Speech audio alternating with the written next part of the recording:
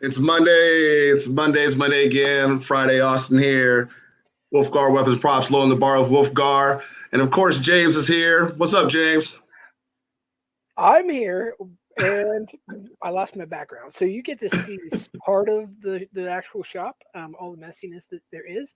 But that's fine. Nobody gives a crap about what's behind me. They give a crap about who we have with us. And today we have Beverly. I got you need to introduce yourself, Beverly, please, because and just tell us where you're from, where we can find you, what you do, all that jazz.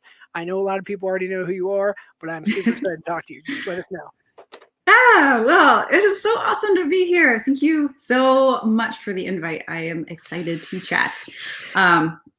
Well, I'm Beverly. I am down in Creative Studios, and I make costumes and props, and I love showing people how I do things, failures and successes.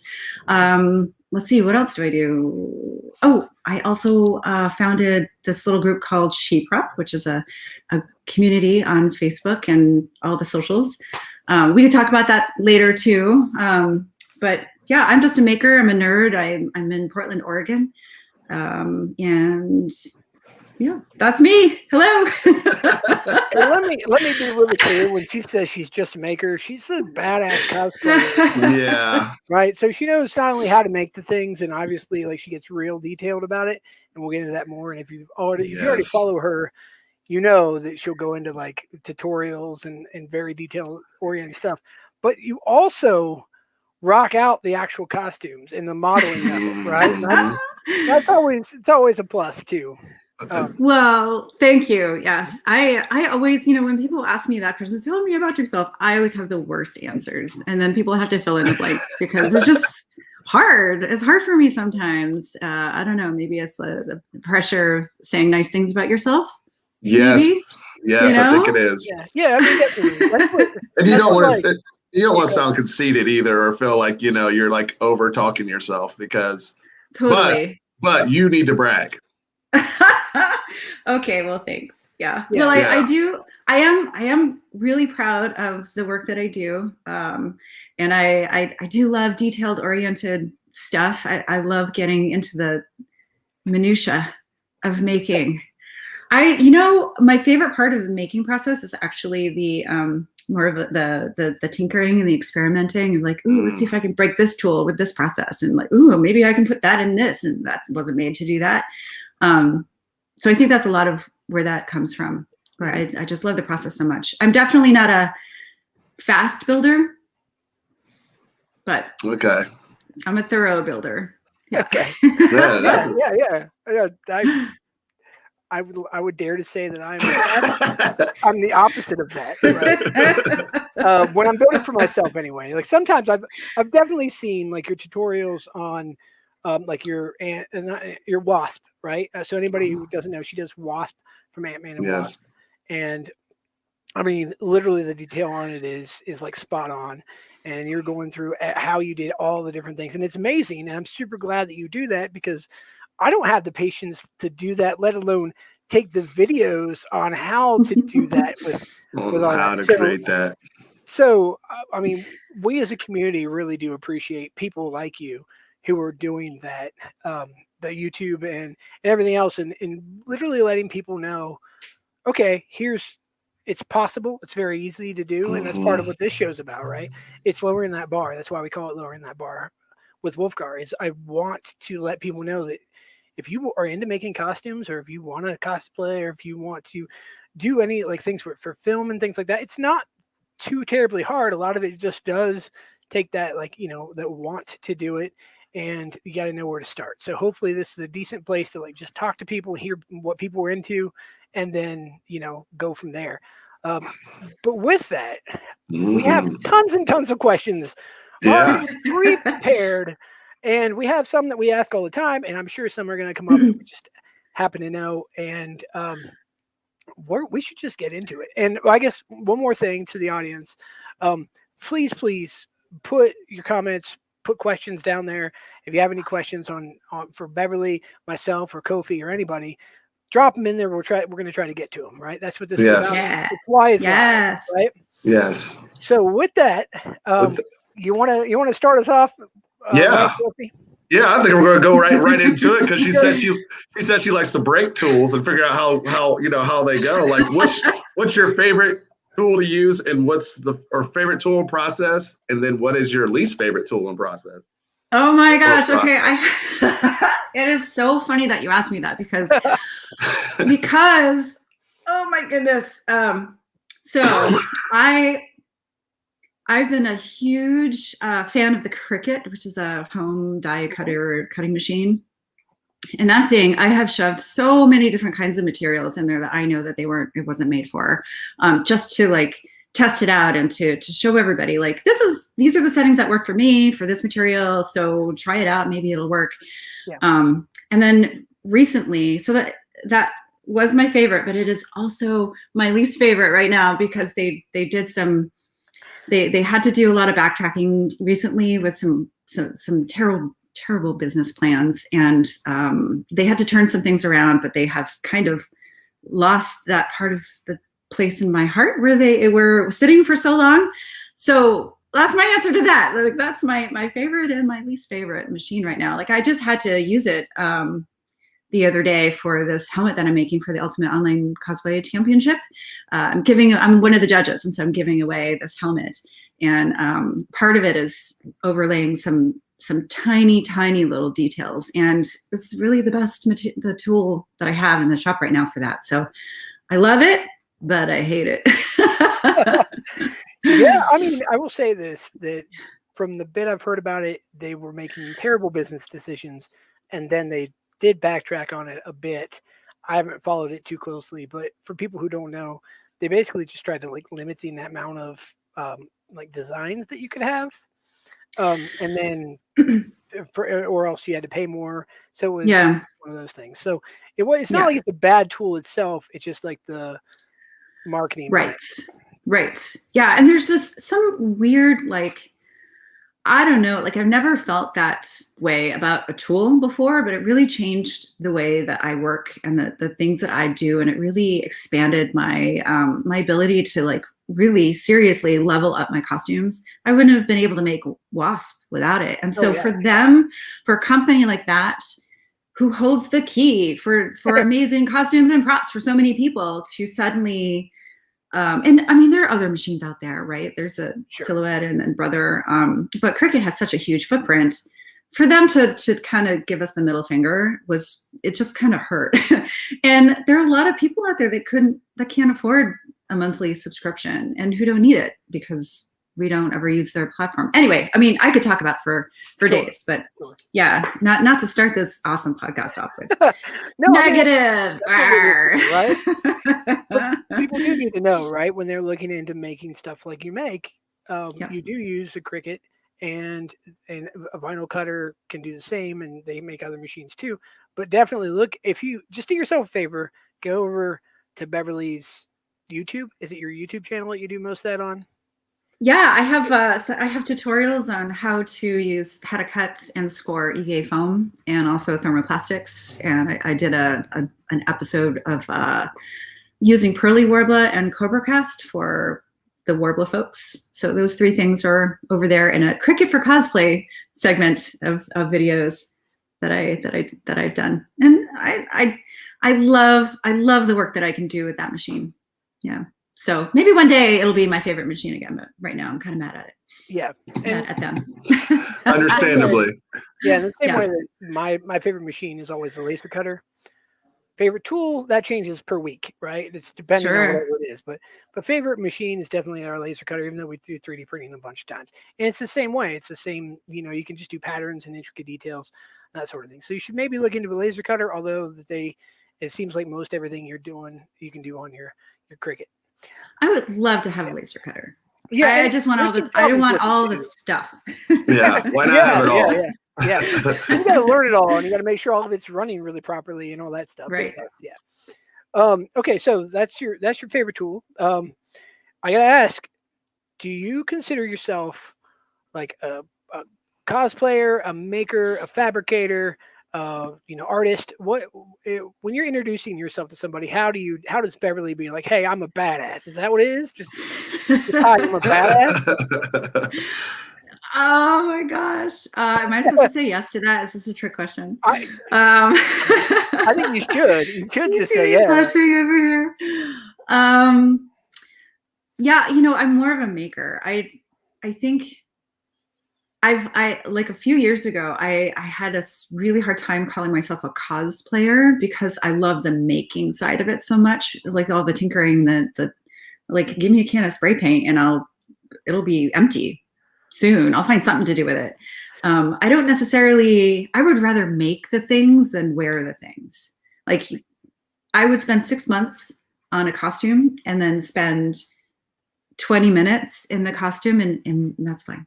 I'm okay with it. I'll wear it again, but I don't, the end goal for me is to have a finished, beautiful piece. And if that fits on me really well, then that's a plus. But yeah, I'm definitely much more of a maker. Yeah. So with that in mind, do you make things for your friends and or commissions and like because you just like to make things, or is it mainly just still for just you? It's mostly for me. I have done a few commissions. Actually, last year I took on a couple of commissions. One was for a short film that hasn't come out yet. Maybe it'll never come out. I don't know. That's how they work. I know, right? Yeah. And that was more of a sewing project, which is not really my wheelhouse. So I enlisted the help of my friend Melanie of Dila Designs to help me out with that.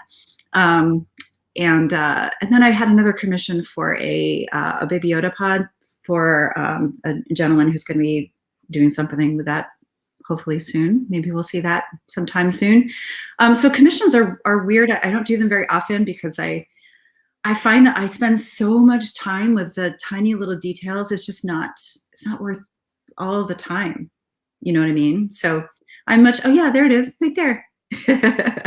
So yeah, I love making objects and keeping them. And it's always really hard for me to say goodbye to them. Like I kind of fall in love with them and then I'm packing them up and kind of crying as I'm carrying it into the post office. And then I literally will look the post office guy in the eye and be like, do not break this. I know. I'm like, yeah, I know. We've literally are packing stuff up. I'm just like, we need to get a box for this. Like it needs to make sure to get there. Yeah, no, I feel you on saying bye to some really nice projects. Yeah. Yeah. And so I got another question then. Do you display your costumes? Like, do you have mannequins up that are like, this is Wasp? Does it really look like, do you have a closet that looks like the Wasp's, like actual like Wasp closet? Oh man, that would be so cool. I think I'd have to kick out my stepdaughter and use her room in order to do something like that in a room. But all my stuff it's all in totes and plastic containers, all packed up neatly and safe, so I can take them out carefully and stage them when I need to. I would totally, like, things fly around my shop, like super glue. I got some on my neck the other day for some reason, somehow. I don't know how I did that. So I definitely, oh my God. And like a few years ago, I was walking through my dining room because I haven't always had a shop. I used to make everything in my dining room. Mm-hmm. And I was walking through with a big thing of gold metallic paint and I tripped and it went all over the wall and all over like part of the costume I was working on. And it got into like everything on my shelf. Like, but oh, it was such a mess. Yeah, so that kind of burned me early on. So yeah, you can't. What you're saying is you can't keep your. I can't like right next to where you work, which we've actually. I don't trust myself. Too. Yeah, no, I agree. And it's dusty, right? You have to like go and dust them, and then there's a bunch of other things. I have most of our costumes actually in totes as well.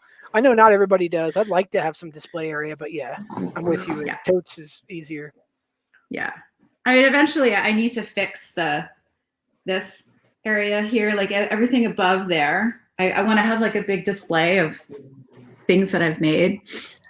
Yeah, you need just a big TV, right? Like it needs to be just a TV that's cycling your work or something. It's hard too because you don't. A lot of times, I feel like your display behind you looks awesome. By the way, and I'm really thank you. Yes, it does. Really does. Thank you. I'm jealous because you just see like my glues and other random. But also it's hard because you don't always want to promote yourself as much, or you like look at your costumes, you know what he looks like. Also, looks like Chris is here. Yeah, Talk is here. Talk saying really nice things about you, and then Ashley looks like she has a question. I'm wearing Ultimate Cosplay sweatshirt, which is why he's saying nice things. That's why he's saying nice things. Yeah, you have to say nice things until after the show, right? That's coming up soon, right? Let's talk about that just for a second. When is the Ultimate Cosplay Championship?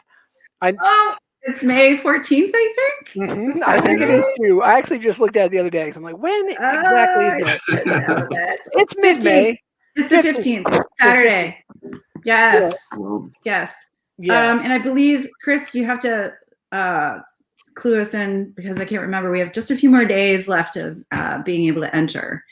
So enter those costumes. Enter the costumes. See them. Yeah, get in there. Well, Mama Grizzly is in here. And she's not really a cosplayer. She is a mom of a cosplayer, and I think she needs to get into a costume. You should enter the Ultimate Cosplay Championship at some point. And so, no, for real, we have what, like a couple days left to enter, right? Yeah, I think he said a couple. Friday at midnight. Friday at midnight. So this is your last chance. This is my last chance to talk about it on this show. Some people I mentioned it a couple of times. We're going to be sponsoring it with some prize money or, certificates for our shop. And last time was a really good time. Last time I actually had like an all day event and I had to like watch the rerun. Today, this time I have it on my calendar, so I will be trying to watch it live. So Beverly, I will be watching and seeing the shenanigans live. Yes. Yeah. Yes. I'm not a live judge. I'm a little bit thankful for that. Oh yeah. So you're a guest judge then, right? How's that I'm work? a guest judge. I'm going to be shooting a little video with the winner of my helmet prize that I'm finishing feverishly, and then that's going to be played at some point during the show. Fantastic. Yeah. There it is, right there. Yes, that's the back. That's the back of it. I've done a little bit more work on that.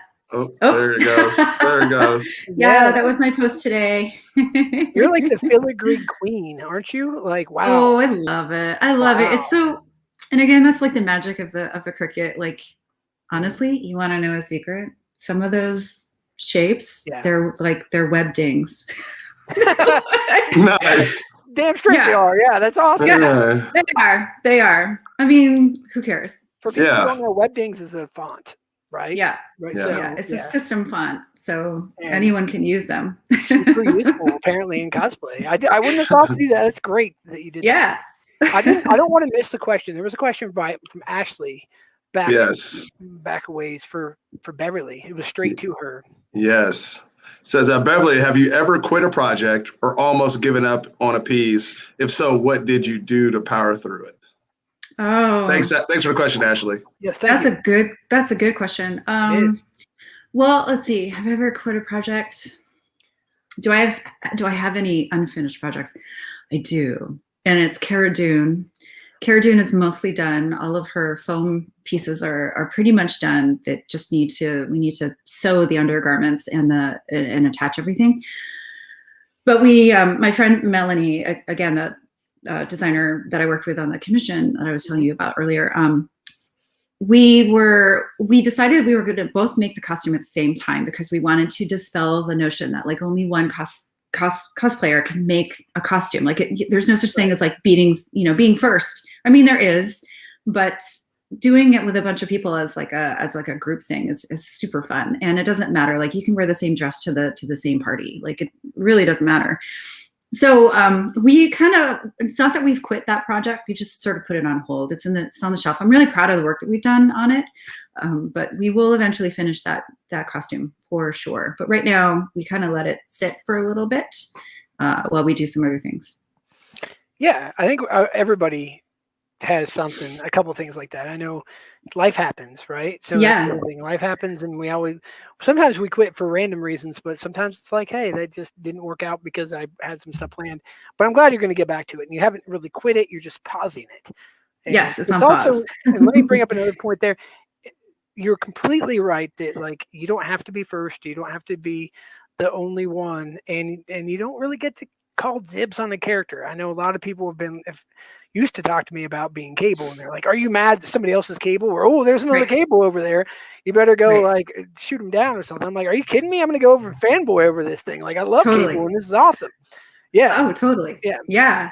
One of the coolest experience that I had as WASP was running into, it was on Sunday at Dragon Con. So we debuted the costume at Dragon Con a couple years ago with the Marvel team. And then the next day I got permission from the producers to go wear it. Well, I met Evangeline Lilly and got her photo with me. And Eric Jones was there too, because he made the helmet, and my husband was there too. So we got a group photo, and behind us in line was another WASP.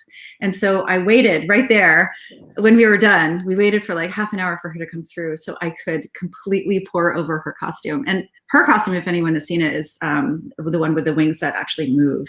And it was just bonkers, crazy, amazing. And we were there like totally like touching each other's costume and asking each other questions. And both of our husbands were like, "Oh my God." Oh yeah, that's my favorite part, saying hey to someone who's dressed the same. It's like a camaraderie thing. It's awesome. Well, yeah, they obviously have good tastes, right? Because you like that character and they like that character, so you can be friends, like best friends. Totally. Yeah, and then your husbands can hang out too and hold exactly. your stuff, right? And be handlers together, and they can take that's right. The real heroes. Yeah, you're not lying. The real heroes are always the handlers. So that's the other good point. Or that brings me to another question. When you're building costumes, do you tend to build them to the point where you can like function everywhere, like on your own, or does that matter? Right?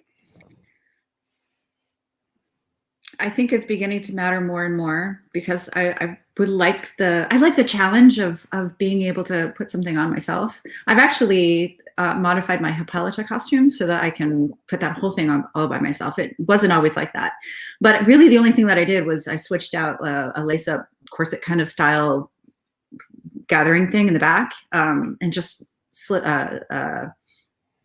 replaced that with clips. Parachute clips. Yeah.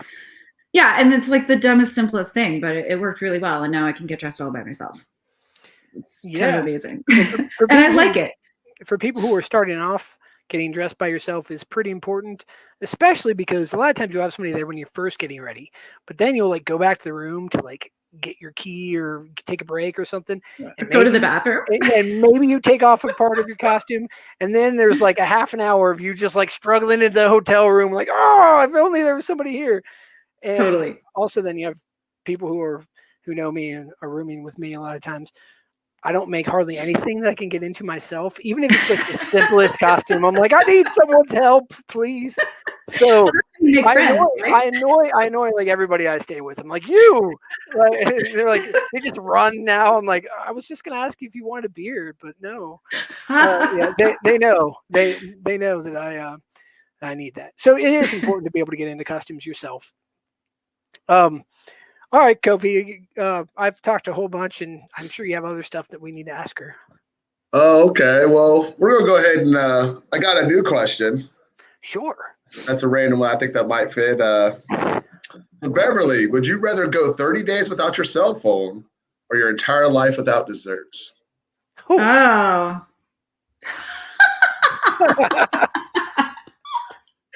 Oh, God. Okay, I give dessert. Goodbye, dessert. I know that's crazy. That's crazy, but I'm honestly I'm not a huge dessert. If you had said salt, then that would be, I'd throw my cell phone off camera here for sure. But sweets I can do with that. That's pretty crazy to me, because that's the entire lifetime of 30 days without cell phone. Yeah. No, that's a very random question. Yeah, I mean, you know. Yeah. So I got to get into it a little bit too. What got you? Well, tell me your origin story. Yeah. What really captured that whole like, hey, I got to do this? How'd that happen? Okay. Oh yeah, there you go. I think that my origin story is kind of similar to others, where we, so my husband has 2 kids, and so I'm their stepmom. And when they were, let's see, Zach was, I think, 5 or 6, and Zoe was 10 or 11. we were sitting around one afternoon on a weekend, and we were trying to think of something to do with the kids. And my husband found this thing called Rose City Comic Con, which is here in town in Portland. And we were like, yeah, okay, that sounds like kind of fun. Let's go. So we went, and oh my God, it was like the most fun. I didn't realize that people did that. And I fell in love immediately. And then we went home, and my stepdaughter later asked me if I could help her sew a costume for the next year when we were going to go again, because we had decided before we even left that we were going to keep going. Yeah. And I really I was touched and moved by that as a step parent. That's like a big deal when a kid wants to do something with you or like have you teach them. So I was super, super excited. And that was the gateway to cosplay for me. After that, I helped her make Tariel from The Hobbit, and then for that next year, I made Magneto for my husband, and Jean Grey from not Days of Futures Past. I can't even remember what movie was that? Oh, The Last Stand, everyone's favorite movie. The Last Stand. Oh no, yeah. I mean, The Last Stand was great compared to the Phoenix one. The latest Phoenix one. Oh God, awful. that was just hot. That was hot garbage. That was painful. I don't think we didn't watch it actually. We watched like maybe 5 minutes of it, and it was like off. But I liked her costume, so I did make that, and that was really fun. That was so fun. I didn't even wear a wig. I didn't really know that wigs were a thing that were cool, and so yeah, it was fun. That was the origin story for sure. So how long ago was that? Oh, that was 2014. Okay, so that's it's been a minute then. Yeah, it has now. Yeah. Oh yeah, there we go. Is that it? Well, you have a wig on. Yeah, that was the next year. Yep. So we wore that again to, I think, Emerald City Comic Con a few months later, when we realized that like there were more than one convention a year that we could go to. And we had a blast. I know, that was how like you knew, no right? idea. Well, I thought it was just in Portland, just one time a year. When we started, there were like, not too far before that, there weren't that many, right? And now, like, I don't know, 2016, 17, 18, there was literally one every weekend. Like drivable from us every weekend. There's something going on. Yeah. But yeah, there's I'm glad to hear that you got into it for like the love of cosplay, and like you went and you were like, wow, people do this. This is great. So immediately started and came back. Yeah. And I gotta say, your Magneto costume you made there looks badass. Thank you. That was my first foam ever. It looks really good. I have to give all the props to Evil Ted and his that original foam, how to make a foam helmet video. I watched the heck out of that. Yeah, that was it. Thank you, Evil Ted, for making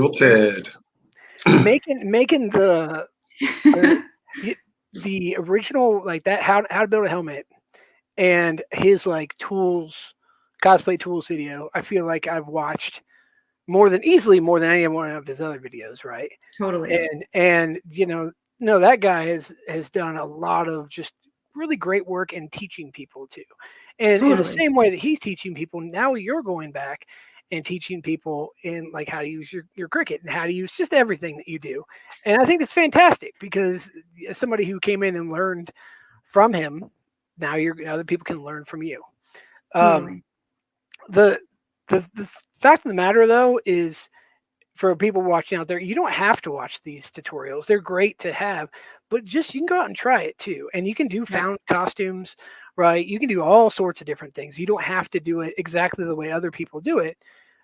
They're helpful, right? It's really helpful to go, and there's good like glues and tutorials and a bunch of other stuff to go look at. And so YouTube's your friend, but really just go try it and go have fun with it. And if you're buying a store-bought costume, it's something I know I've said this multiple times, but not as much on the show. But if you're buying like a store-bought costume, go and have fun with it, right? Just like Beverly was saying, if you don't have a wig, that's fine. Like it doesn't matter so long as you're having fun, right? And that's the big thing about it. Now there are also competitions and things like that, like this Ultimate Cosplay Championship that's coming up, and other ones that are in person. And those are different, right? Like you're going to be judged on the inside seams of your costumes and things like that.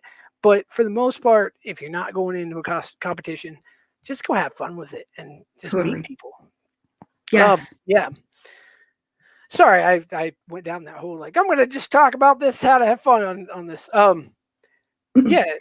So no, it's important. That's an important foundation to always remember. That's why we started getting into it, right? Like we enjoyed it. So I don't want anyone to feel like they want to quit cosplay because they're sure about their skills, or they're comparing themselves with someone who does it professionally, or someone who just might naturally have like a talent for whatever. Yeah, it's hard to not compare yourself to other people, but yeah.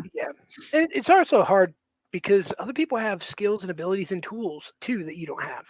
Right? I mean, if somebody sees the stuff that you do with your Cricut and they don't have a Cricut and they're trying to hand cut that stuff, I'm sorry, it's just not going to look as good probably, right? Because you have that tool. And right.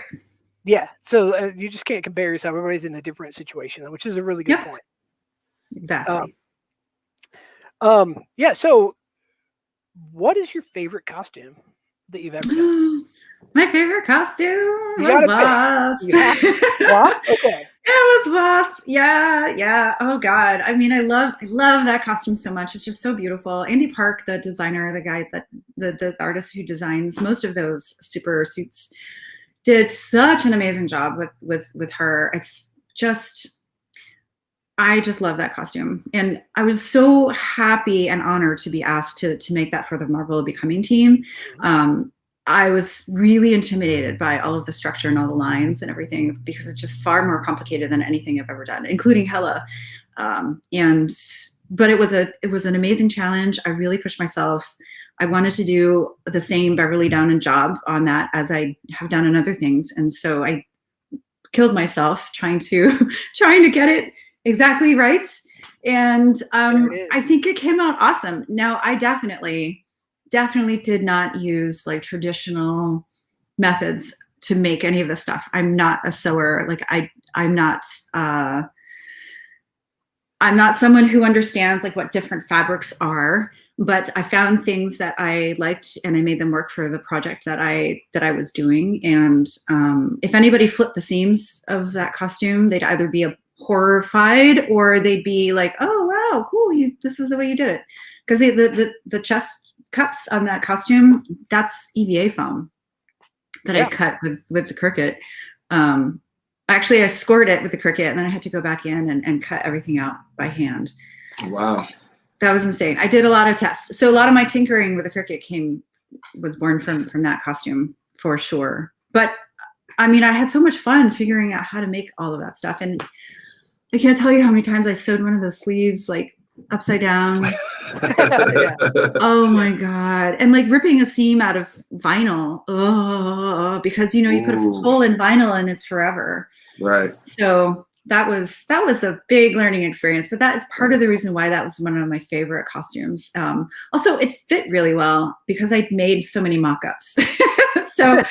So I really loved being able to walk around and I could actually sit down in it. So yeah, everything came together really well on that costume. I mean, it's a beautiful costume. Like, thank you. Every little detail about it is fantastic. You should be very proud of that one for sure. Thank you. I did do a good job on that costume. Look, see, I said it. I said something nice. I would. You're better than just a good job, but we'll go. You're getting there. This is why you get to say, "Hey, I'm Beverly and I'm badass," right? Like, have you see the wasp that I made? Yeah. And you mentioned earlier that you mentioned two things I want to talk about. Hela, of course, because Hela was amazing. But before we get on to Hela, let's talk about the helmet that Corgi made, right? Oh God, that thing was just, yes, he made it. Yeah. So tell us about like how that happened, and basically another thing I'd like to go into, I guess, with this is collaborating with people, right? Like, you do that often because this was a collaboration. So tell us about it. Well, that's interesting because so the Marvel folks asked me if I could make the helmet as well. And that was the first time that I looked at the calendar and I said, no, I can't. There's just no way. If you would like to have a suit that is amazing, I cannot also do the helmet. And that was really hard for me to say no to Marvel. I didn't like saying that, but I had to be nice to myself. And that was a learning experience for me. I grappled with that for a while. So when I said no, I said, if you would like some suggestions, I'd be more than happy to send you a few names. I didn't have any names at the time because I was kind of panicking. I was in panic mode. Like, who do I like? How do I even, am I allowed to ask anyone if they might be available for something like this? Because I didn't really know. I mean, all of the restrictions for talking to people for those kinds of projects that was my first time. So so a little bit after that, I was talking to the producer a little bit more, and I said, here's a couple of names. Like, if you really would like an amazing job done, like super crazy, amazing detail, like that I can do on the suit for the helmet, talk to Core Geek, Eric Jones. And they were like, oh, okay, thanks. And then I get a message from him later. Just like, hey, I think we're working on the same project. But they didn't find him through me. Somebody else recommended him. Isn't that crazy? Well, that's how good he is, right? Because he was recommended, and this is Hela that's up here, but that wasn't the same helmet. We're talking about the helmet on the Wasp. Yep. On Wasp. Yeah, he. I just cannot believe how lucky I got with that, because he's a very good friend of mine, and I adore his work. Actually, I won one of his swords. You can kind of see the very tip of it. Yeah, one of his Wonder Woman swords, right? Yeah, well, Lady Sif from. Lady Sif. Okay. Yeah, Lady Sif. That was one of my first armor builds. I won his sword that he made for that. That was one of the first props that he made. So we go way back. Also, he's a family guy, and we're family, and yeah, he's like extended family. I love him so much. He's near you too, right? He's in the same town or somewhere close. He's in the Seattle area. He's actually about 4 hours away from me. So I wish he was closer. That would be really, really cool. But yeah, so he made that helmet, and it was really nice to be able to talk to somebody throughout that project, because we were both under the same NDA, and it was crazy luck that I had decided for some weird reason that I was going to go get a body scan done in town, and so I was able to send him my head, and he 3D printed it and like sculpted everything on my head, so it fit perfectly. It was insane. That helmet, absolutely beautiful. And yeah, it was just when I saw it during when we were there on set in Atlanta before Dragon Con, we were filming a little bit beforehand. We had this whole like reveal thing set up where he was going to like open the box, and I was going to like look at the helmet and all of that. Like, I can't remember if that was included in the final video, but yeah, it was just amazing. So you hadn't seen it until that day in Atlanta? Nope. Yeah. That's good. It was pretty neat. Yeah. And it fits you perfectly, and it's all that's great. That's another collaboration. It's kind of like, basically what I'm always talking about with collaborations is I can't sew, right? I can't do things I can't do, but there's things I can do well too. So it's always helpful to go to your friends. And luckily I have different shop members here too, and we specialize in things, right? Eric Core Geek is fantastic at lots and lots of things that are probably a little different than what you do, and you're totally right. And again, going to him, and I'm glad you went to Marvel and said, hey, I can't do this whole thing, because it turned out great. And it would have been probably too stressful, and we might not have seen the same amazing costume out of you, or you would have been insane, right? Because you're like, I just stayed up all night. Or I wouldn't have been able to deliver. Yeah, that too. I mean, that would have been, that was a big, that was a hard decision, but I've since learned that I need to just make sure that I don't overtax myself. And, I have a husband too, so I really like him. I like spending time with him. I don't want to always be like either at work or working on my stuff. There's a work-life balance there, right? That is the hard part, right? And especially because he does photography, which is something else. We can bring that right into Hela, right? Yeah. So your husband does photography for you, which happens to be super awesome, right? Super awesome. I'm very lucky. Right. So that picture he just popped up of Hela, I remember at Emerald City, you literally taking that and walking by, and I remember seeing you. I have a selfie where I like literally popped in. I was like, I gotta take a picture with her, right? And like, I'm like, oh, that was that picture. That was him taking that. But Yeah. I remember seeing your Hella in person, and the pictures. While you do see the gigantic headdress, they don't do it justice. They really don't. Oh, thank you. So you made that. How did you make that? I know there's tutorials, but just for people who don't know, go ahead and just bring us through just making of Hella's horns or helmet. Yeah. So I've made that helmet twice, and I've used the same process both times. And they're foam. The horns are foam, and the biggest ones have it's a couple of layers of foam that I've glued together. But on the inside, there's a core of what did I use this last time? I think I did it the same. I think I wrapped a piece of EVA foam with Warbla because I have some Warbla lying around. Sure. And when you completely wrap something with Warbla, it becomes like really, really sturdy. So I think that I have that embedded inside my new horns, but that's what I used on the old horns. And then on the bases, I embedded some PVC pipe. So you can take all of those horns off and store them or ship them or whatever, but they're just held on by PVC. And then there's a couple of magnets anchored on some of them just to help them with direction. And then I also embedded coat hanger wire on the inside of those horns so that I could bend them into shape. Yeah, so, I was gonna ask about amateur wire, but coat hanger wire, yeah. Yeah, coat hanger wire. And actually Cullen Cosplay told me about that, and I will always be thankful because I had some coat hangers in my closet, so I didn't have to go buy anything. That was really nice. But yeah, I used coat hanger wire again for the second horns, just to give it a little bit more dimension. Yeah, that they've turned out both sets from what I can tell. I don't know which ones I'm looking at, but they look amazing. I really like that they break down. Awesome. I did not know that they actually break down. They do. That's super cool. Yeah, and the second set that I made them a little bit shorter so I can put them in a suitcase. I made sure that I could take them somewhere because what a bummer not to be able to take it somewhere. I did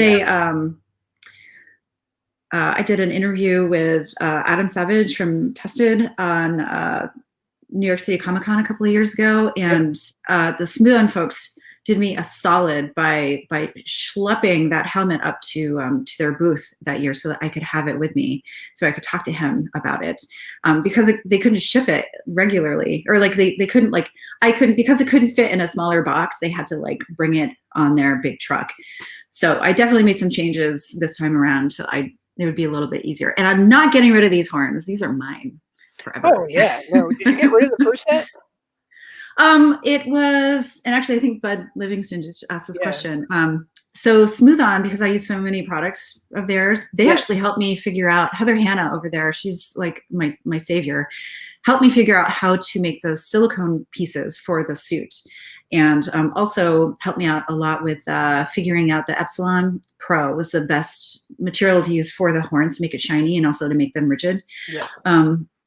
So after that was done, they asked me if I would sell it to them or at least do a trade. And so I did. So I wound up giving it to them, and I got a bunch of materials in return so I could make another one. And they take it with them to shows, and I think it might be in their showroom somewhere. I've seen the helmet in a couple of places, and it's really cool to have people send me pictures of the suit if they see it in I mean, obviously we haven't seen that for a while because of COVID, but yeah, that is what happened to the first one. That's very cool. Smooth On, people who don't know, Smooth On is manufacturer of tons of different like products that are, for molding, casting. A lot of cosplayers use them for lots of different things. They're a big name. I have literally, I think that's all this back here. Oh yeah, bag is just a ton of Smooth On, and we use Smooth On and Epsilon and all kinds of stuff. And for you to get like just a deal with them in general and be on display through them, that's awesome. And then you'd happen to mention Adam Savage was pretty impressed by the stuff that you're doing. And for those who don't know Adam Savage, I don't think there is anybody, but he's the celebrity cosplayer enthusiasto or whatever you want to call it, right? Like he's the guy who is like famous for making and also for cosplaying and done TED Talks on cosplay and things like that. So to get Adam's approval on something like that, it's pretty impressive. Yeah, I'm still kind of reeling from it. Yeah, it's crazy. It's crazy what cosplay has let us do, right? And that being said, of course Adam's gonna like those. Have you seen those horns? I mean the thing. I mean, of course he's gonna freak out about it because they're amazing. And yeah, what it gets down to as well for people. Again, I'm trying to tell people, you don't have to be using smooth-on products and Beverly level style to have fun, but you can get there and you can get there pretty quickly with Beverly's tutorials and with Adam's tutorials. And by watching the show, it means asking people random things about, what do they like better, cell phones or dessert or sweets, right? or desserts. Which brings me to the other thing. I really do. I want to remind people, go ahead and ask random questions. We love random questions. Kofi, yes. Do you have another random question? Of course we have another random question. Thank you. Yes, let's go. The next random question is, which band, dead or alive, would play at your funeral? Oh my gosh. Which band, dead or alive, will play at my funeral? Oh my God. Or you'd want to play at your funeral? Yeah.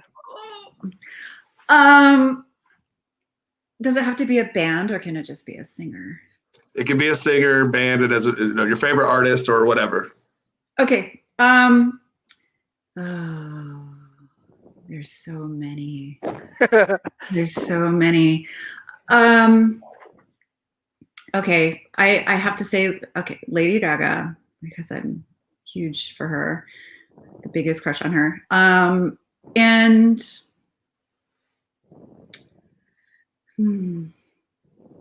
oh my gosh. Wow, this is a crazy one. Well, and we're getting it here on video, so they'll have to play at your funeral. I'm sorry, this is part of it. That's true. Yeah. It has to happen now. It has to happen. Lady Gaga. Lady Gaga, yeah, pencil me in. Yeah, pencil me in. Hopefully that's a long time from now. Yeah, I hope so too. Yeah, and then honestly, the Police, if they could just go ahead and get back together and perform. I'm a huge Police fan. I love them so much. But oh my God, we could talk like for music for days. There's so much music out there that I absolutely love. Yeah, lots and lots. Oh, maybe the Beastie Boys. I mean, if I could just maybe have Mike D come and hang out, that would be totally fine with me. Right? Yeah. Yeah, that'd work. Yeah, I'd be fine with that. It's such a morbid question too. Sorry to bring that up, but still, yeah. It's what's your favorite band? We should probably just ask that, but instead it's more fun to just be like, when you die, like totally. No, that's a great question. Did you ever see Inside the Actors Studio with James Lipton? Yeah, I've seen the show. The last question that he would ask all of his people is, if when you die, what do you want God to say to you, or what are you going to say to God, or what do you hope God would say to you, or something like that? Oh yeah. Anyway, yeah. So I like that question. Yeah, I'm going to steal that question from him too. Good question. I love those random questions. Bring it more. Okay, so there's those, and I got. So we'll go random question, cosplay question, random question, cosplay question. What's something that like you didn't think you could do, but then ended up doing? Okay, I've got the answer for you. It is public speaking.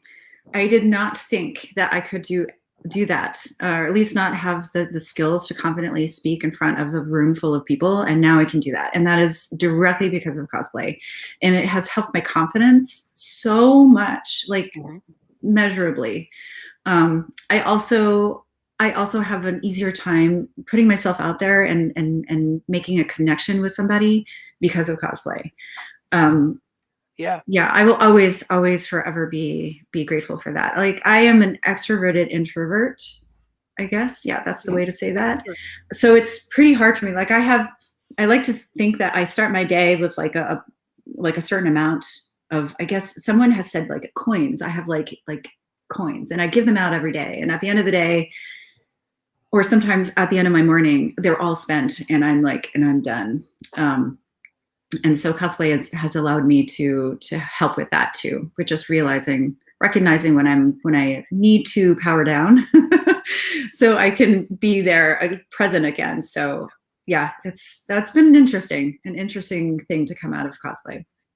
For sure. No, I actually hear that from a lot of people, that they were really shy, and it's helped them get out of their comfort zone, or make that their comfort zone. I have a question for you to follow up that, though, because I'm the same way. I didn't really think I was very good at public speaking, and I'm not, right?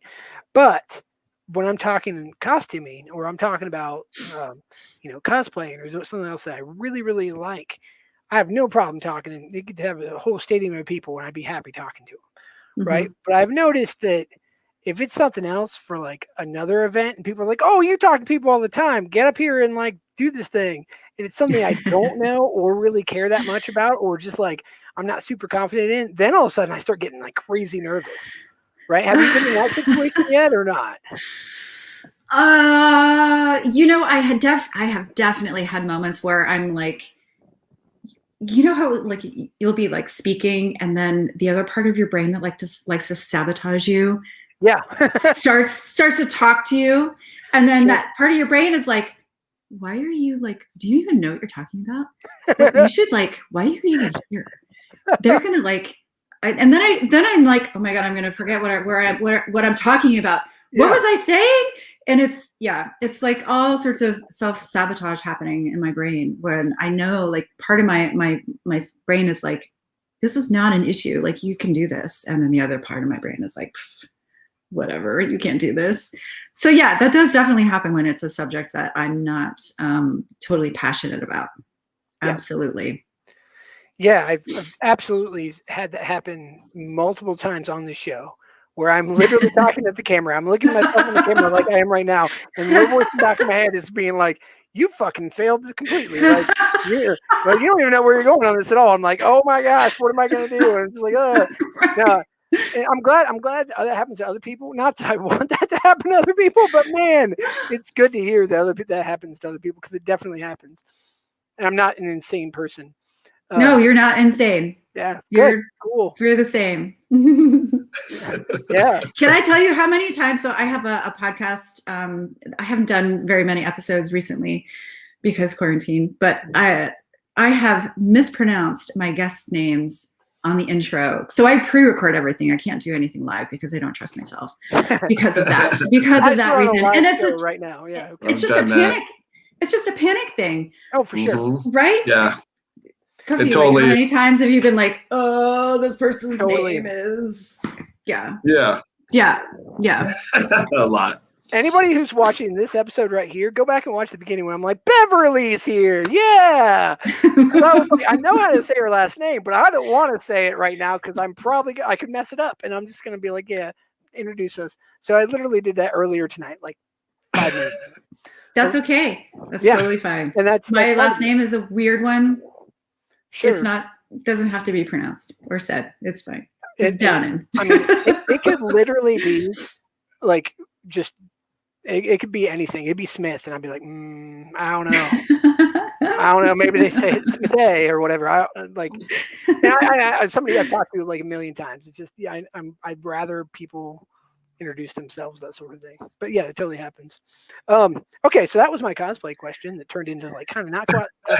Something else. This was another one. Oh, okay. Here's a good one. What is the weirdest thing you've ever eaten? Oh, the weirdest thing I've ever eaten was sea urchin. Okay, it's not for everybody. It was delicious, is what you're saying. It tasted like a metallic, squishy snail. It was not something I enjoyed. That one doesn't enjoyed. Fair enough. Yeah, you tried it though. That's the important thing. I did, and we were at a sushi restaurant. This was a long time ago. Sushi restaurant, and the waiter was trying to help us graduate from like rainbow rolls and caterpillar rolls. Yeah. And that was just too many layers of sushi for me. I did try it though. You tried it, and it made an impact apparently. It did. Came right to the top of your mind, right there. Yep. I didn't have to think very long about that answer to that one.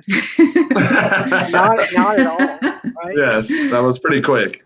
Yeah. All right. So I got another cosplay question for you. What's your favorite convention you've ever been to, and what's one that you have never been to but would like to go to one day? Yeah. My favorites. I will always say that Rose City Comic Con is my favorite because that's my local. I have like great first memories. We met so many wonderful friends for the first time there. I love the feel that's in Portland, Oregon, and everybody needs to go once we can finally start going to conventions again. But it's a close tie though with Dragon Con because Dragon Con is just a special place. It's a special time, right? Yeah, like Dragon Con. Because Dragon Con, and I've only been there once, and I was only there. I was there for the Marvel thing. That was why I was there, and so I didn't really have a full-on Dragon Con experience. And so I still need to get back there and have a time. Yeah, so. I mean, I'm glad you were there the one time, but really, a lot of what Dragon Con is actually a vacation. Like I talked to so many people who are like, yeah, I care about the costumes that I wear to other cons, but really Dragon Con, I'm just like there to see people and have fun and have a silly hat on and drink beer, like literally all weekend. So totally. And Dragon Con, it does. We aren't affiliated, but by any means, but it is absolutely our favorite convention, like across the board, in the shop at least, just because it's so much fun and there's something for everybody, right? You go out during the day and there's parades and kids stuff and literally really cool costumes, and you literally turn over and you see like a cool dragon and some other random stuff, like just amazingness everywhere. And then at night, it's a 24/7 con. At night, it becomes super adult drinking, hanging out, chilling, still costumes everywhere. So if you haven't gone, go. Okay, so where's one that you have never been to? Because you have been to Dragon Con. That I'd like to go to. That you'd like to go to. I would love to go to C2E2. Yes. Yeah, I would love to go. That's where we're at. Yeah. And there's an amazing after party, I hear. Oh, really? Yeah. I literally just. Is it at your place? Is that why you're saying it's amazing? Yeah, it's every hotel lobby, basically at C2E2, there's not really an after party. There's like actually a couple official ones, but really I just kick out a whole bunch of cases of beer into the lobby, like literally with totes, throw them down and just have people drink them. There's bars there too, but they don't care, right? And we just hang out in the lobby, and it's a blast. It is LobbyCon. Fun. LobbyCon. That's awesome. LobbyCon, and it's good. Sign me up. I'm there. If I can. For real. It's December this year. It's December like 20 something. So they're actually having it in 2021. So we'll see. Yeah. I got rooms. I'm gonna probably be there. But that being said, we'll see how it goes. Yeah. And it's drivable for me, right? I don't have to fly. So right. I understand you from. Yeah, that's such a tricky time of the year for us with kids and everything. Christmas is kind of a big deal, and yeah. School is, out, and yeah. So it's a very weird time. Usually they do C2E2 in like, I want to say like April, March, but yeah, they moved it this year for COVID. But we'll see. There's always next year and the year after that. Yeah, Kale's saying December 10th. Thank you, Kale. Okay. Yeah, for people who don't know, that's really close to where we are in the Midwest, and C2E2 is amazing, and you should go. It's up in Chicago. All right, that's my cosplay question. What do you got? Let's go. Well, we have a question from Bud over here. Yeah. And the question is, if absolutely nothing stood in your way, money, time, skills, etc., what is the top dream list for builds at this point for you? It would be the costume and the mech for Rita from Edge of Tomorrow, from Live Die Repeat. That movie. Yeah. Oh, I just want to I want to wield a helicopter blade. So, right. Come on. Oh, that would be amazing. I'm like obsessed with women that like wear things like that. So before that movie came out, my dream costume was Ripley when she's in the loader and like kicking ass. Love it. Yeah. Yep. Yeah. Nice. Yeah, there's really some badass costumes that have come out in movies like Edge of Tomorrow that were pretty good movies, but not like super famous. But yeah, they're That's a good amazing one. costumes. Yeah, for sure, that's a good one. That is a really good one. And I saw, let's see, what is Bill Duran's twin brother? Oh, his wife Jamie Duran made that costume, or they made that costume together. And I saw her at Emerald City Comic Con, and I all but like jumped on her because I wanted her picture so bad. I was like, oh my gosh, I'm so glad you made this. This is amazing. Yeah. The Duran clan, I guess that's their cosplay name. Yeah, they do amazing stuff. Gil's totally right. Nothing like being a 7'12" person at a con. Actually, he's got a picture of his Space Wolf that he's up on Stilton in his profile picture. So, yeah. I mean, big costumes always draw a crowd, but it's cool that you've done some of the costumes that you have done because they aren't giantly big costumes. They're just so so detailed, and you seem to really like enjoy and own the character. Like Hela, I swear you're literally Hela walking around. As far as I'm concerned, right? I love walking around as Hela. I haven't hurt anybody yet with my horns, believe it or not. Well, they're foam, right? So you just, they're very pointy. Okay. And the epsilon, if I did like get anybody by doing like, if I was to dance like this, I would definitely take people out. Yeah. Well, I mean, that's very Hela-esque. Did you make the Hela like throwing daggers and stuff? Did you have anything like that? I did 3D print the sword. Rob made a file and I printed that, but that went with the costume over to Smooth On. So okay, cool. It's part of their whole thing over there. Yeah, but I would love to. I mean, that's one of those costumes that I'm always going to have, and I would love to add to it. So I want to make like the big. What is it? It's not Stormbreaker. It's the other big giant hammer that she hands over to her minion. Oh my god! I know who you're talking about. Executioner. Yes. I think she hands over his axe, right? So it's like the axe. I would love to have that. Yeah. No, you should. And your husband could totally be an amazing executioner, right? Oh, right. That would be pretty cool. So he was Thor. I did make a Thor for him. Awesome. And I did make another costume for him. And he prefers to be behind the lens. And so that's fine. Yeah, that's fine. He did try the cosplay thing for me, but he prefers to be behind the lens. I feel like you can cosplay for fun and do the professionalness of Scourge. Yeah, sorry. Scourge. Thanks, God. Thank you. He does amazing work. People don't know he's a badass photographer. The pictures that we just saw of Hela, I think both were taken by him. I'm not sure, but that's super. That's like a dynamic duo combo, right? Like a cosplayer, maker, and professional photographer, and you see that a lot actually. For whatever reason, I have no idea why. Where there's couples that like power up, and they either one of them is a maker or cosplay or whatever, the other one does a lot of behind the scenes and also like photography. Not that photography is really behind the scenes. It's like, is it his main profession, or did he pick this up because of you, or how'd that work? He has been a photographer since he was a kid. His dad was a photographer, and so he did. He worked with a wedding photographer for a while. That's kind of how he picked up a lot of the skills that he has, but he's got a natural knack for it. That man, and like he knows his camera inside and out. Like studio lighting is like no big deal for him.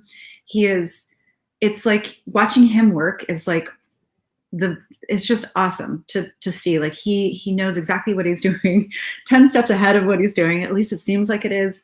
And if you've ever worked with him on the other side of his lens, he has the ability to direct you in costume and also not in costume. He loves portraiture work of non-cosplayers as well. That's actually his love. But he can direct people without touching them like really, really well. So well that I'm beginning to lose my ability to like pose on my own if I'm ever working with another photographer. Yeah. I'm just so used to him saying, okay, well, like move, okay, so turn to the left, move your waist, nope, and bring your elbow back to the left and lift up your hand. And like the photos that he takes, like he understands space and body in space and the lighting, and like it's just, I think it's really underappreciated what photographers, like good photographers, do in order 100%. to capture the perfect moment, right? It's a 100%, skill. for sure. Yes. For people who don't know, it's definitely everything she was saying.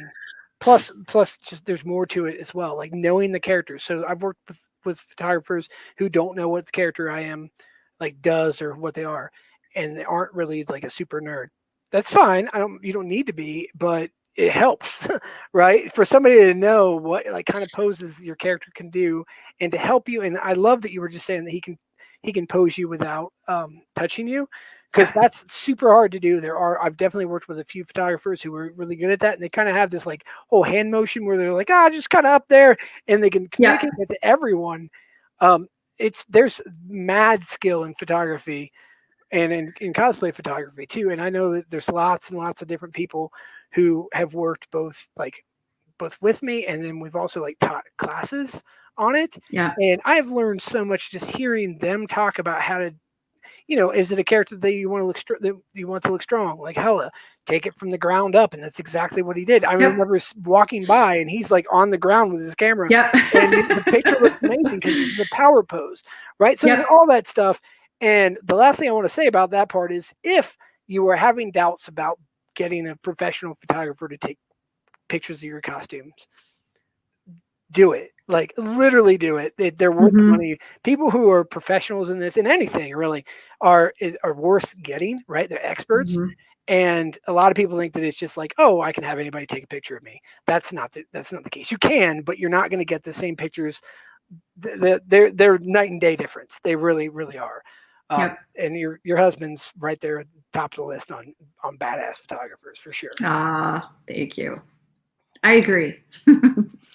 Yeah, there's a ton of people who are like, oh yeah, like I got pictures taken in, or they're talking about how they don't like their costume very much or something, and then I'll bring them over to a professional photographer friend of mine, like at a con, and then they'll take the picture, and then they turn the camera around, and they look at the back of it, and they're like, damn, oh wow, like I look awesome, and then a couple of photographers are like, I'm just showing you what you really look like.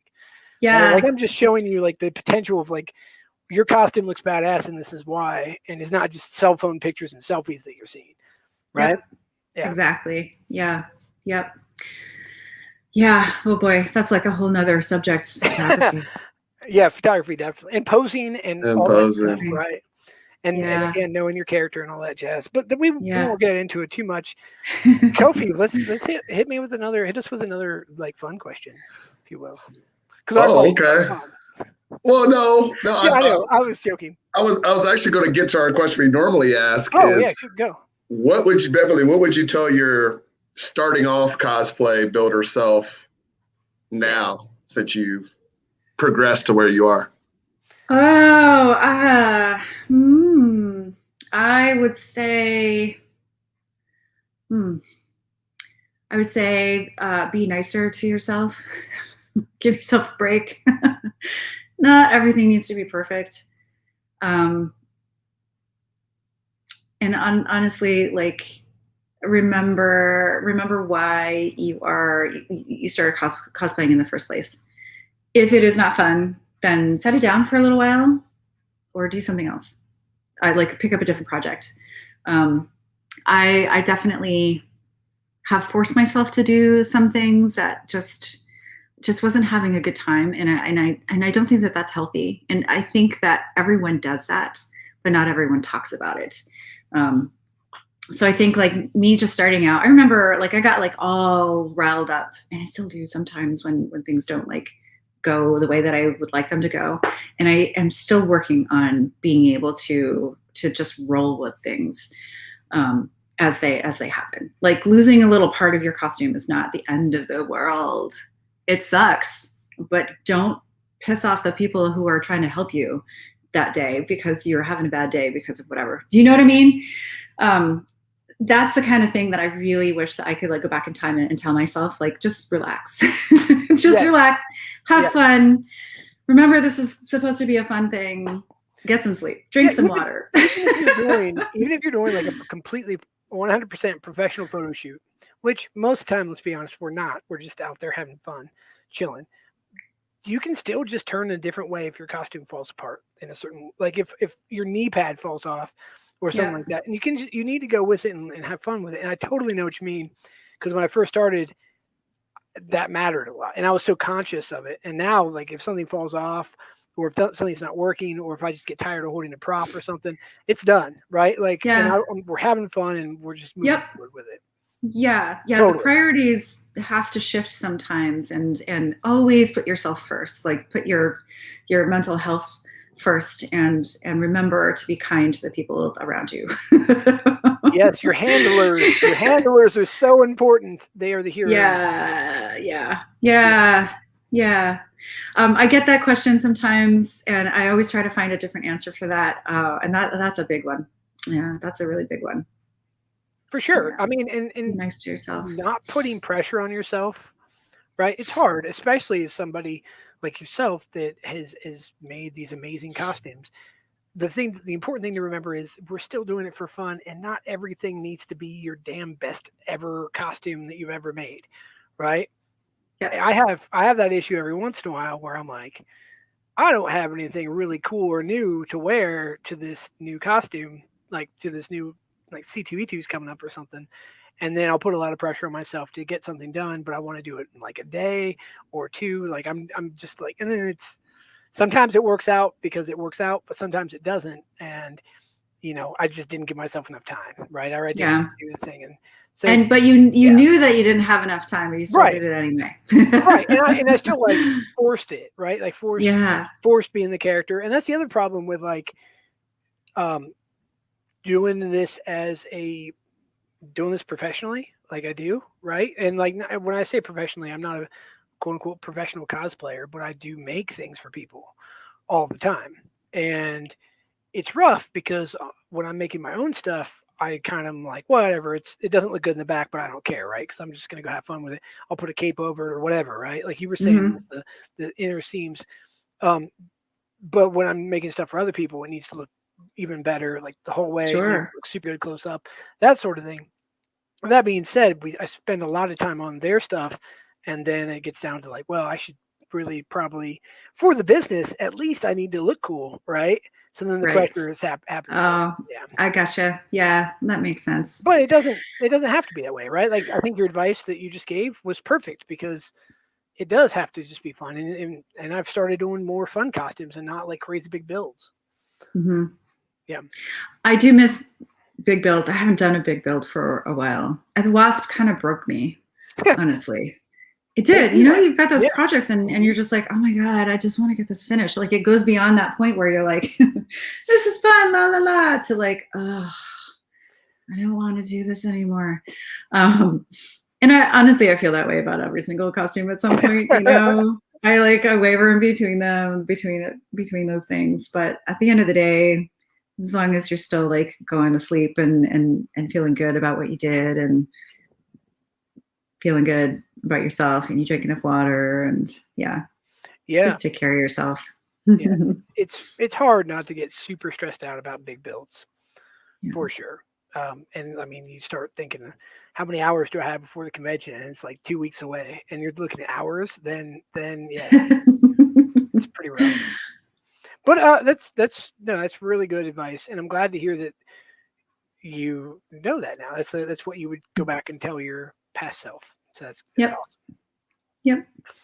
All right. So I'm going to think of a fun one. Here we go. All right.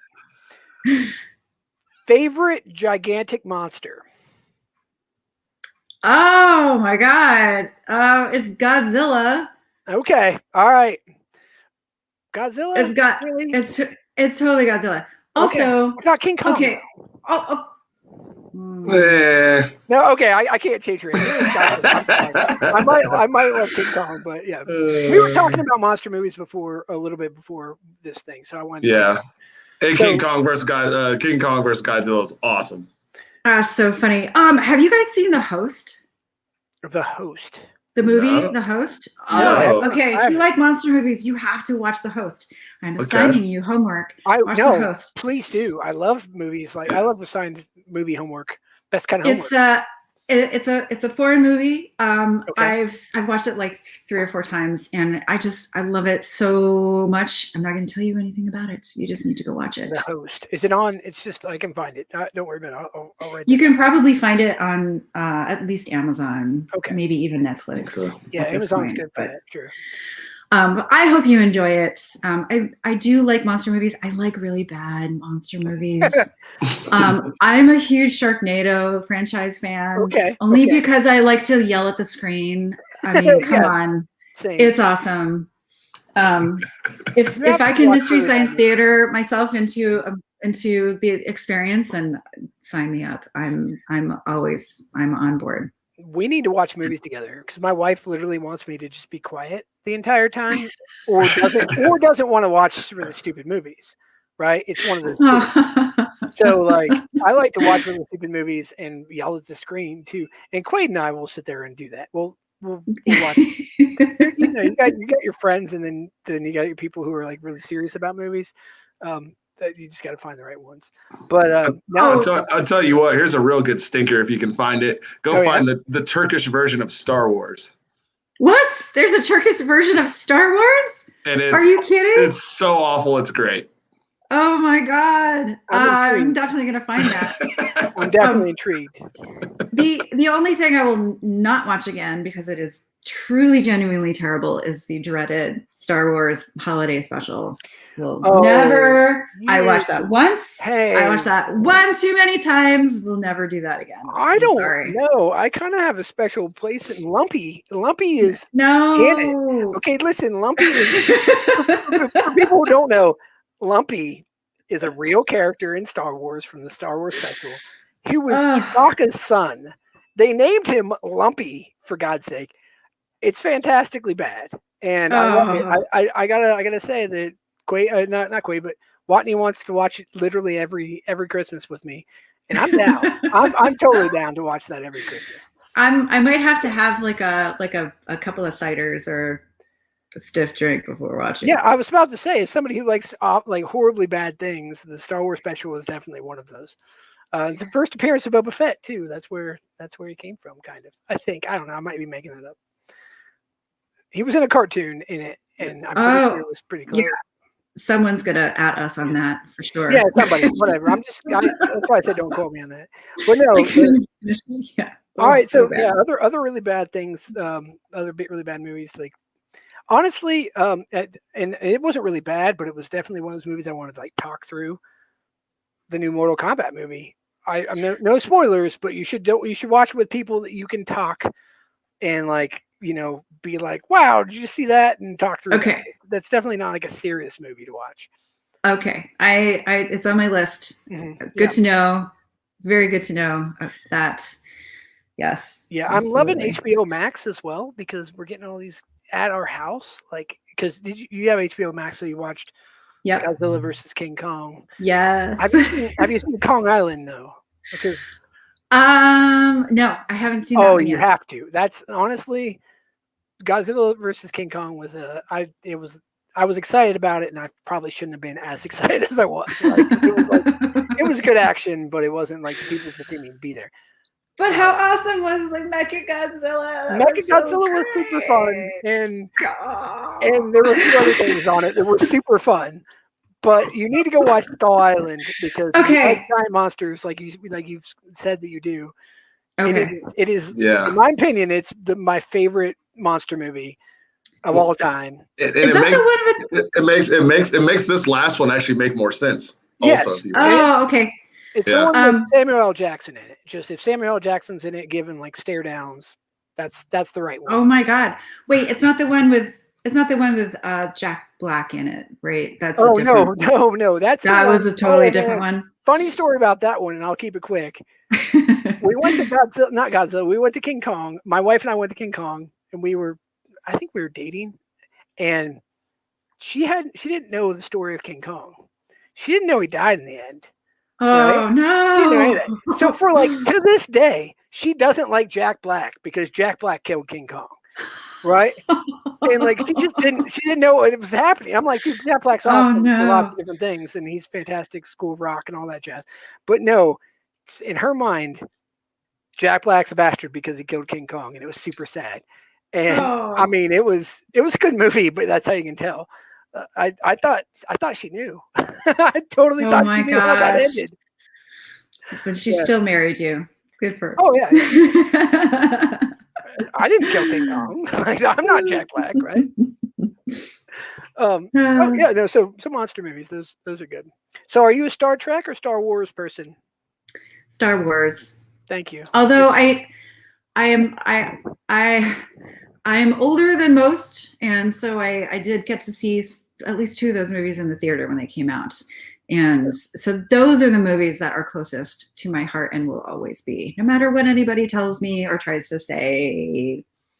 So I definitely, I love The Mandalorian like so much. Definitely love that direction of Star Wars. And I can't wait for more of that. It's going to be awesome. Yeah. So you can tell I have opinions.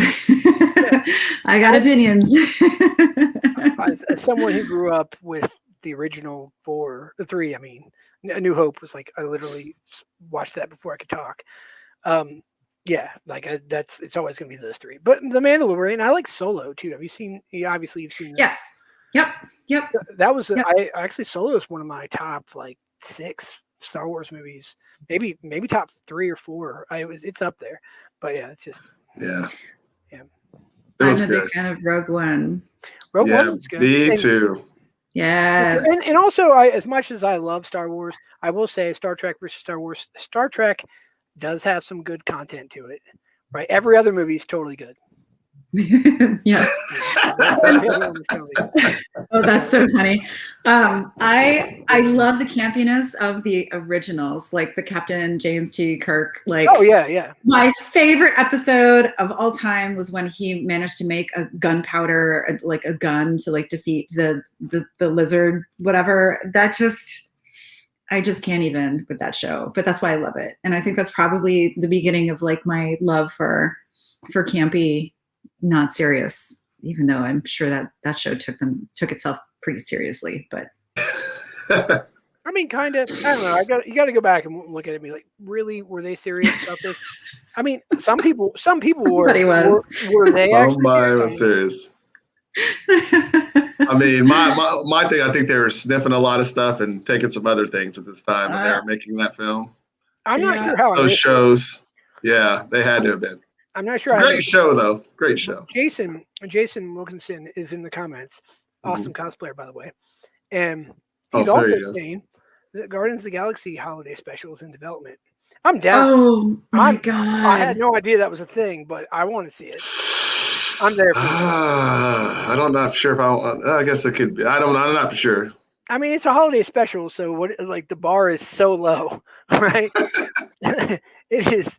And it's Guardians. Who doesn't love Guardians of the Galaxy, right? Like they came in and they won a special place in literally all of our hearts. I see that Yondu fin behind you, Beverly. Oh, yeah, right? Yep. So what's the story with the Yondu fin? That was actually a commission. That was the first time the first 3D modeled thing I ever made and printed. And yeah, I made that for somebody. I made a silicone prosthetic to fit his head. And because he wanted to do a Yondu Poppins cosplay. So yeah, I love that thing. It's not, if you looked at the STL file or like at least the original files, you can tell that somebody who didn't really know what she was doing modeled that thing. But I am really proud of it. I am super proud of that thing because it's a neat little object. Yeah. And Michael Rooker signed it. So it's like a I just love it. I love having it out. It's a nice reminder that like I can do something if I put my mind to it. I like how you need that reminder still. Yet you've made all these costumes. Like what? Isn't that like the whole reason we're sitting here talking? Like... But I did not. So I do not enjoy 3D modeling, but I still did it. And so if I really needed to do that, I could do it. And there's proof And of it right there. that's fantastic to know, right? Like you try it, it's just like sewing or just like anything, right? You can try it and be like, this, I'm really into this, and this is something I want to do or not. And you can just move on into something that you do like to do. Um, People who know me know that if I find out I'm bad at something, I immediately like I'm done. Right? Like if I try to do something and I'm not good at it, I'm like, all right, cool. I don't want to ever do that again. That's fine. Right? If I'm okay at something, then I'll go for it. But that's part of it. So it looks great though for the 3D modeling. Thank you. Yeah. And you got it signed by Rooker himself. Yes. He gave me like a weird hug when he signed it. Like I had him sign it and then he was like, oh, come here. And he gave me like this gross hug. I mean, so, we've all I've seen him at multiple conventions. The dude is out there and awesome at the same time. Like I don't get me wrong, I love how he interacts with all of his fans for sure. I do. Yes. He was a little sweaty though. He was a little sweaty all day. So. All day running around. Yeah. I mean, he's Yondu, right? He's not going to be. That's right. That's right. He's Merle from Walking Dead. My gosh. Do you ever watch Walking Dead? Yeah. Oh yeah, we've watched every single episode except for like the last 8 because we just couldn't do it anymore. Maybe one day. I stopped. Yeah. Like 7 or something. I just stopped. I think that's a good question for people. Like, so where did you stop in the Walking Dead? Right. I don't think anybody actually still watches it. We all loved it when it came out, right? Like, totally. Yeah. I don't know. Oh God, that first episode is fantastic with the horse and then riding into the tank and that was just amazing. Yeah, no, it's an amazing show, and I'm excited for the movie because then Rick Grimes is coming back, so I'm excited about. He's my boy. Apparently he left. I don't know. Spoilers. We should just not talk about movies, or we should only talk about movies. Maybe. Like what is cosplay and prop making? We can talk about movies. I mean, let's be honest, all these ideas come from some movie or some book or some creation. So, I mean, you have to love these things to like this. True. Yeah. It's all pop culture. So you're making a Godzilla costume next then, Beverly. Oh man, that would be so fun. I would oh my God. What a fun, silly project. Right. Would that be? Like for a Dragon Con? You could make a dragon somehow. Godzilla. I don't know. Party Godzilla? Everything I make for Dragon Con is whatever it is, party version. That's like immediately where my mind goes. So you can make Partyzilla. Partyzilla. Yeah, I think that There's some play on words there. That's yep. You've planted the seed now. Let's see. You got to go to Dragon Con when you can go to cons again, like for sure. I know. Oh yeah, totally. Yeah. Nope, that's definitely on the list. Even my husband is like on board. We just canceled our hotel reservations for this year just because we just don't believe that it's going to happen. And also it'll be just more fun when we can be like packed together again, you know? I still plan on going, but that's tentative. So like my room will let me cancel literally like the week of or something. So I'm like, I'm planning on going. I'm really holding on to it, right? Like I need it right here. I've got vaccinated. I'm doing all the things. Like, let's go. Everything I can possibly do to make it happen. But I know it won't be the same. You're right. Yeah. It won't be. So maybe if I do go, I'll be just seeing friends more.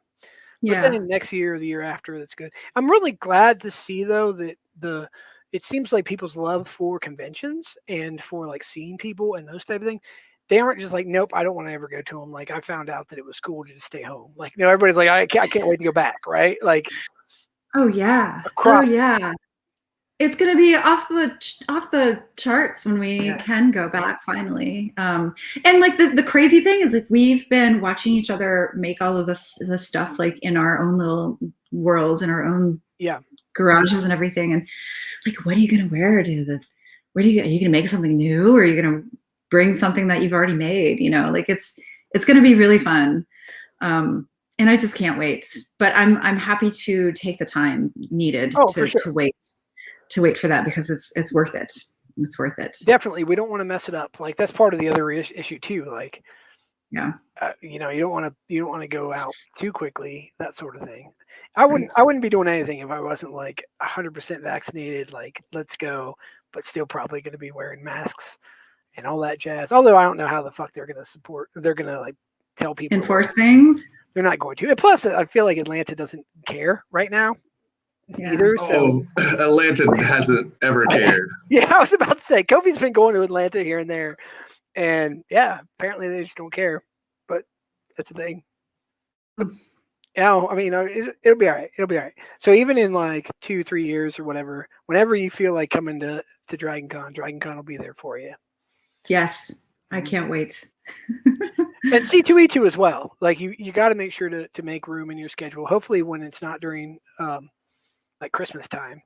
Like yeah, bad for the family. Like no, definitely make it to C2E2. There's a lot of just it reminds me of Emerald City. Like went out to Emerald City. It's run by the same people, Reed Pop, and I mean Emerald City. I had a blast. It was fantastic. And it really was like the first year I went to C2E2. It was the same vibe, same energy, same all that stuff. So it's kind of like a second Emerald City. But yeah, I think they're really close to each other. Like that's always my problem with going to both because they're like 2 weeks apart or something. They are scheduled super close to each other. I was gonna say, did you and I meet at Emerald City Comic-Con? Yeah, I think that's where we met. Okay. Yeah. And so that explains why I've always been confused about where you are from or like where you're based, because I just naturally think that everybody lives in my area when I meet them up in Seattle. People have multiple times told me they're confused about where I'm from because I'm actually from Indiana, and most people are like, Indiana's where? Like, huh? Right? Midwest. Yeah. I tell people Chicago, right? Like I'm like 2 hours south of Chicago in Indiana. Wrong state even, but I've definitely been like, we're from Chicago. It's fine. Right? We got a question here from Tristan, who's been on our show before. Favorite horror movie? That's a good question, dude. That is for sure Aliens, the second one. Wait, you count that as a horror movie? Yeah. That's like pure action. I was pretty scared the first time I watched it. Yeah. I loved it. I love it. I love all of those movies. Really, really do. And then let's see, another favorite horror movie. Cabin in the Woods. Have you seen that? Yes, it's an amazing movie. Oh, that creep factor in that movie. It also has some funny moments too. Totally, they do a really good job in that movie of making things creepy, but then also like funny and totally. I recommend it for sure. It's a great movie. Yeah, I used to be a big scary movie fan. But yeah, that movie is one of my number ones. Yep. Yeah. And Aliens has, of course, the power loader, like you talked about. Have you ever been Ripley? Have you been Ripley ever? No, I haven't. God, I've always wanted to do that though. Always.